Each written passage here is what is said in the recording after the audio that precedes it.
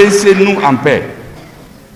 Tout pays, tout dirigeant qui se mêle des affaires du Mali, à la Tatama, nous sommes un pays béni.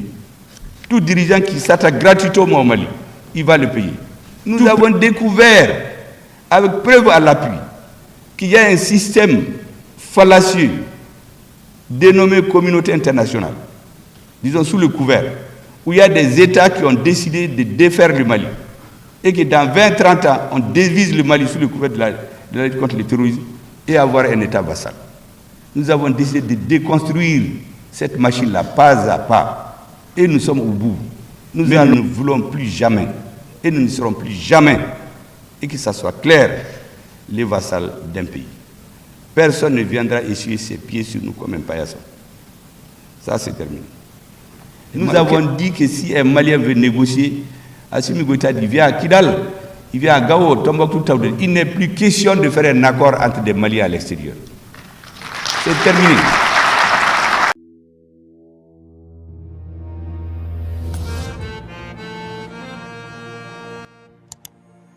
Certains ont pensé qu'ils veulent nous vassaliser. Je dis, mais ils se sont trompés, ils ne connaissent pas l'histoire de notre peuple. On a eu des gens, on a failli un moment, mais ça c'est terminé. Dans l'histoire, nous avons toujours réconcilié les États africains. On a sacrifié notre liberté au service des autres. J'ai les lettres écrites par le président de la République française pour menacer le président de la République du Mali s'il continue de soutenir la guerre d'indépendance de l'Algérie.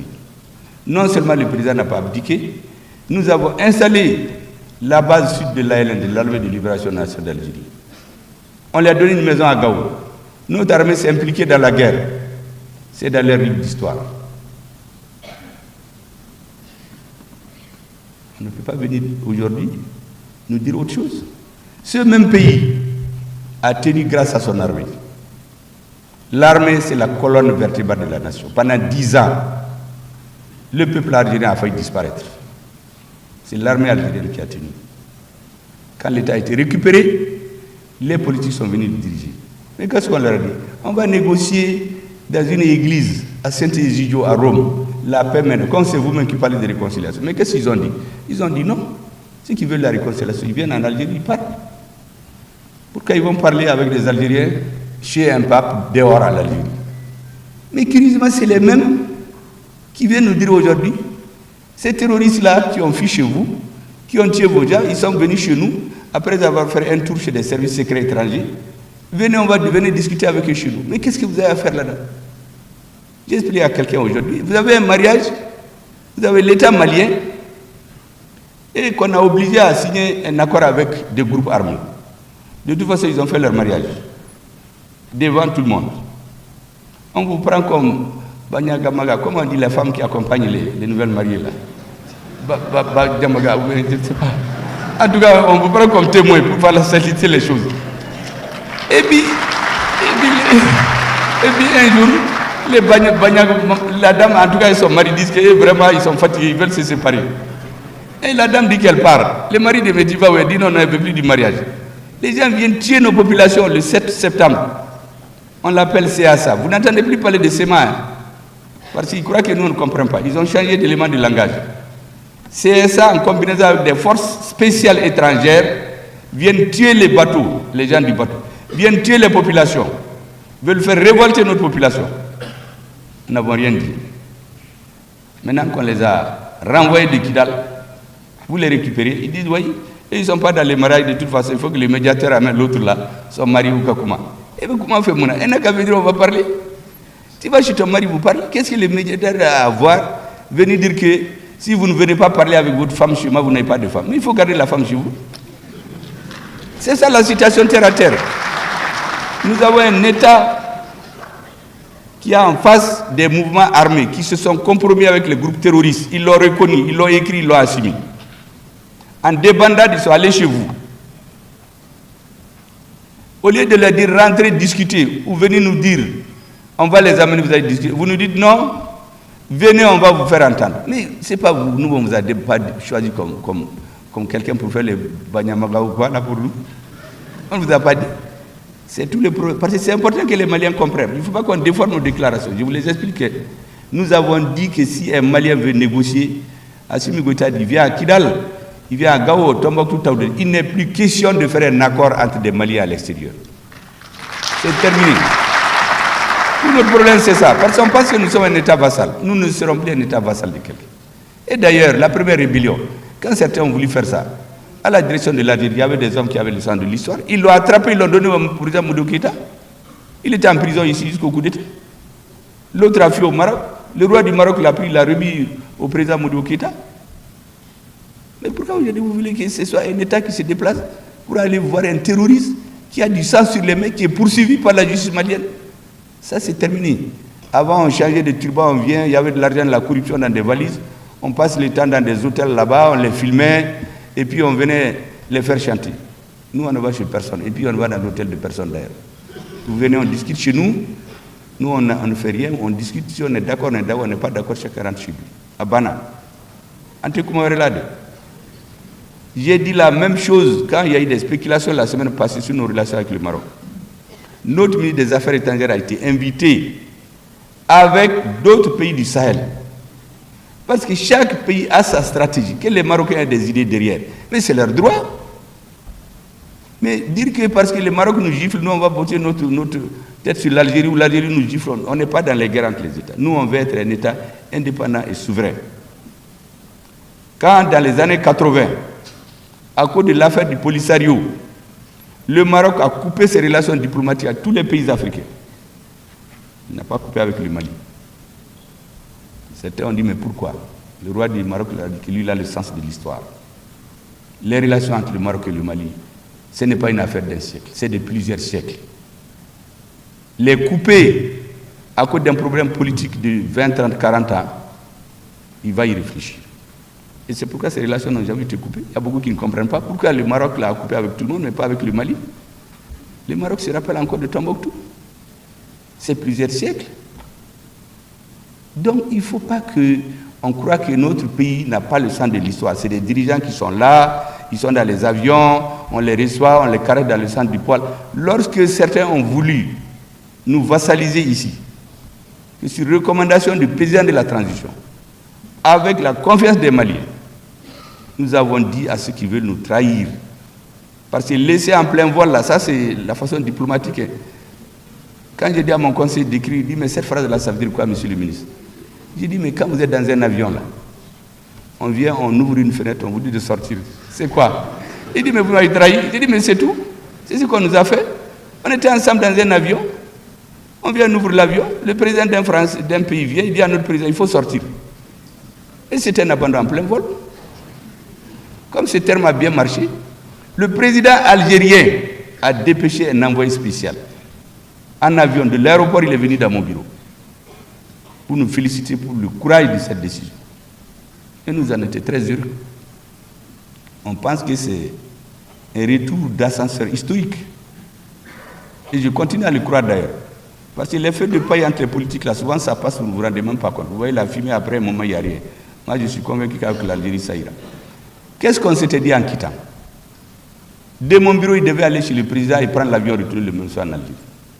Voici la phrase célèbre avec laquelle on a terminé. L'Afrique, c'est le berceau de l'humanité. L'homme est né ici. L'Afrique sera le tombeau du colonialisme. On a donné des accords. La vidéo existe. L'Afrique, berceau de l'humanité, l'Afrique, tombeau du colonialisme. Et quelques mois après, on voit vos représentants dans des commissions internationales en train de fricoter des phrases comme des enfants que tu prends avec le doigt dans un bol de confiture. On dit, mais qui a écrit? Dit que ce n'est pas eux. On dit dans la salle, mais qui a écrit? Tout le monde baisse la tête. Et la résolution finale, ça sort. Il y a quelqu'un, une écriture ne peut pas se mettre seul. Quand on fait des choses, on les assume. On a trop trompé les Maliens et les dirigeants. Même l'accord, là, au début, c'était avec le président de la CEDEAO, le président du Burkina Faso, Blaise Compaoré. C'est le Mali qui a retiré pour donner à l'Algérie, à cause de cette relation historique. Mais venir les mélanger avec défendre des intérêts sordides, des terroristes qui ont du sang malien sur les Maliens. Ceux qui ont tué les Maliens vont répondre devant la justice malienne. Ils ne vont pas se cacher devant eux. L'Algérie, venez faire vos affaires au Mali. Ne jugez pas le Mali en fonction de ce que fait le Maroc. Nous sommes le vassal de personne. Venez au nord, venez votre gaz, amenez votre thé, amenez votre date. Commercez avec les Maliens. On n'a pas de forêt là-bas, vous avez du gaz. Au lieu de faire ça, aller dans des intrigues internationales, les gouvernements qui faisaient ça là, il n'est pas là aujourd'hui.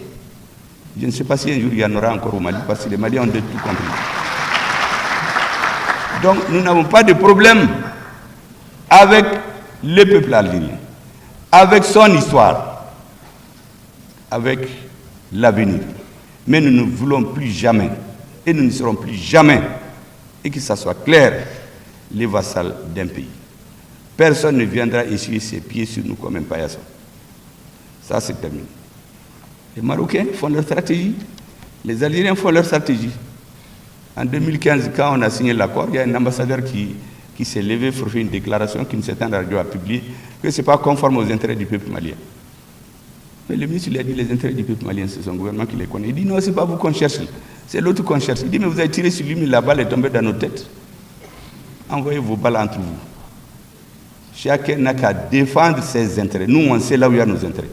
On ne va suivre personne aveuglément, mais on va suivre nos intérêts. Et les positions du Mali aujourd'hui sont constitutionnalisées dans l'article 34 de la Constitution. Tout État qui veut travailler avec le Mali, tu dois te mettre en tête que le Mali est un État souverain. Le Mali doit être libre de choisir avec qui il doit travailler. Tout cadre, tout responsable malien doit penser aux intérêts supérieurs de notre peuple. Au début, on disait que c'est Assimi Goïta, c'est Choguel Maïga, c'est le gouvernement. Maintenant, c'est dans la Constitution. Donc, c'est malien. Au Kofé, il n'y en a pas d'autres. J'ai dit la même chose, je termine par ça parce que je vais être clair devant vous pour qu'on n'aille pas déformer mes propos. J'ai dit la même chose à Sikasso, on est allé faire des exégèses, qu'il a dit qu'il préfère le Maroc, qu'il n'aime pas l'Algérie, on n'a pas dit ça. Nous ne haïssons personne. Tous nos pays sont nos amis. L'Algérie, en plus du fait qu'ils sont amis, ils sont frères. Vous savez, les frères et les voisins, on ne les choisit pas. Vous venez au monde, c'est les papas et les mamans qui les donnent. Et on les a, la géographie a fait que nous sommes des frères. Et nous considérons qu'ils sont frères et amis. La Côte d'Ivoire, j'ai dit la même chose au Sikasso. J'ai dit, attention, nous, l'édile qui dirige là, on va passer. Mais les peuples ivoiriens et maliens vont rester. Le nord de la Côte d'Ivoire, c'est le sud du Mali. Le sud du Mali, c'est le nord de la Côte d'Ivoire. Aucun homme politique, aucun discours, aussi rusé soit-il, ne doit vous amener à une incompréhension. Parce que tous ceux qui font ça, c'est pour des objectifs politiques précis. Ils vont passer, mais vous resterez ensemble. En 1945 ans, notre doyen Houphouët-Boigny voulait lancer son grand parti RDA. C'est Bamako qui l'a créé, avec des hommes comme les Wenzen Koulibaly, les Gon Koulibaly, qui font la fierté de l'histoire de la Côte d'Ivoire. C'est ici à Bamako qui l'ont créé, ce n'est pas ailleurs. Quand dans les années 90, il a compris le jeu des Occidentaux, qu'est-ce que vous faites à dire? Il a dit, faites attention, dans quelques années, peut-être dans 30, 40, 50 ans, c'est l'Afrique qui va décider. On ne parlera plus de fixation du prix des matières premières chaudes. On parlera de la fixation du prix des produits finis en Afrique. Mais quand vous faites à dire ça, ceux qui étaient contre son parcours historique, bon, ils ont banalisé, mais nous, on a retenu. Pour ceux qui veulent les affaires idéologiques, nous, on n'est pas là-dedans. Ça peut servir à un moment, comme Deng Xiaoping a dit, que le chat là, qui soit pris au grand, là, pourvu qu'il attrape la souris. Nous, on veut que notre peuple vive mieux. Tu es avec les Américains, les Russes, les Chinois, et les, je ne sais même pas de quel pays. Si ton peuple est content, c'est l'essentiel. Donc, les peuples ivoiriens et maliens doivent avoir le sens de l'histoire. En 2002, quand il y avait la crise, on égorgeait des imams dans des mosquées. Nous nous sommes trouvés forcés de soutenir un courant politique uniquement parce qu'on égorgeait les gens qui avaient le nom d'Oula. Parce qu'on brûlait des boutiques. Ce n'était pas des choix politiques qu'on avait fait. C'était pour défendre nos citoyens. Parce qu'il y en a qui sont là-bas depuis 70 ans. Ils ne connaissent même pas le Mali. À cause de leur nom de famille, on les terrorise. Mais quand il y a eu la crise, moi j'étais dans le Conseil des ministres. Le président de la République du Mali a instruit au ministre qu'aussi longtemps qu'un Ivoirien mettra pied sur le terrain malien, il ne doit jamais se sentir à l'étranger. Le Djatiga des Maliens, les Maliens doivent montrer ça aux Ivoiriens. Les privés, les écoles publiques, aucun Ivoirien ne doit chômer l'année scolaire. Mais quand il disait ça, il n'a pas consulté le gouvernement. En ce moment, ils étaient dans la bagarre. Nous-mêmes, nous avons soutenu le courant politique qui est au pouvoir aujourd'hui. On l'a soutenu très fort à cause des relations que je viens de vous expliquer. Parce qu'il y avait certains groupes à l'intérieur qui développaient la xénophobie, qui étaient contraires à la paix prêchée par Houphouët-Boigny, pas les Ivoiriens. Et récemment, cette histoire de la CEDEAO qui se laisse instrumentaliser. Mais récemment, quand les Européens ont voulu menacer les Ivoiriens qui ne vont pas acheter leur cacao, que parce que les enfants travaillent dans les champs. Mais le président ivoirien les a mis à leur place. Il a dit, mais c'est très simple, si vous ne voulez pas notre cacao, on le vend là où on ne pose pas ces questions-là. Mais le lendemain, il n'y a plus d'articles de presse. Mais pourquoi on veut nous refuser ça? Nous avons découvert, avec preuve à l'appui, qu'il y a un système fallacieux dénommé communauté internationale, disons sous le couvert, où il y a des États qui ont décidé de défaire le Mali. Et que dans 20-30 ans, on divise le Mali sous le couvert de la lutte contre le terrorisme et avoir un État vassal. Nous avons décidé de déconstruire cette machine-là, pas à pas. Et nous sommes au bout. Nous allons les déconstruire. On a chassé Barkhane, on a chassé Takuba, on a chassé G5 Sahel, on a chassé qui et qui et qui. On est rentré dans le vif du sujet. On est allé à Kidal. Ceux qui disaient qu'ils sont nos amis, on les a découverts là-bas, en train de fricoter avec ceux qui tuent les Maliens. On les a tous découverts. Le président, méthodiquement, avec ses camarades de lutte que je salue, et les cadres politiques qui sont autour de lui, a déconstruit pièce par pièce cette machine-là. Donc ils sont en colère, c'est tout. Il faut que vous compreniez, il n'y a rien d'autre. Tout le brouhaha, l'État malien a dit, c'est parce qu'aujourd'hui nous avons un dirigeant qui a un coefficient intellectuel largement au-dessus de ce qu'il pense. C'est ça le sens du communiqué que vous avez entendu hier, et cette agitation médiatique pour nous présenter comme des bagarreurs. Nous voulons bagarrer avec personne. Mais j'ai dit aux Africains, laissez-nous en paix. On ne provoque pas quelqu'un. On ne rentre pas dans tes affaires. Tu veux aller à gauche, va à gauche. Tu veux aller à droite, va à droite. Tu veux clignoter à gauche, aller à droite, fais-le, c'est ton affaire. Tu veux clignoter à gauche, aller à droite, fais-le, c'est ton affaire. Si tu rencontreras tes adversaires. Nous, on va tout droit. On ne va pas à gauche, on ne va pas à droite. Mais laissez-nous en paix. Tout pays, tout dirigeant qui se mêle des affaires du Mali, à la Tatam, nous sommes un pays béni. Tout dirigeant qui s'attaque gratuitement au Mali, il va le payer. Tout pays qui s'attaque gratuitement au Mali, sa population va le faire payer. En dehors de ça, nous n'avons aucun problème. Et vous devez avoir le sens d'un peuple de paix. Être de l'acier qui plie mais qui ne brûle jamais, pour qu'on vous respecte. Et qu'à la fin de la transition, vous-même pouvez dire à vos enfants, un jour de janvier 26, je crois aujourd'hui, j'ai participé dans une réunion où nous avons parlé de la refondation de l'État malien. Et moi, j'étais là. Ma contribution, c'était de faire que dans le domaine technique où je suis, les techniciens, les travailleurs fassent les meilleurs. C'est comme ça qu'on construit la nation. Merci bien.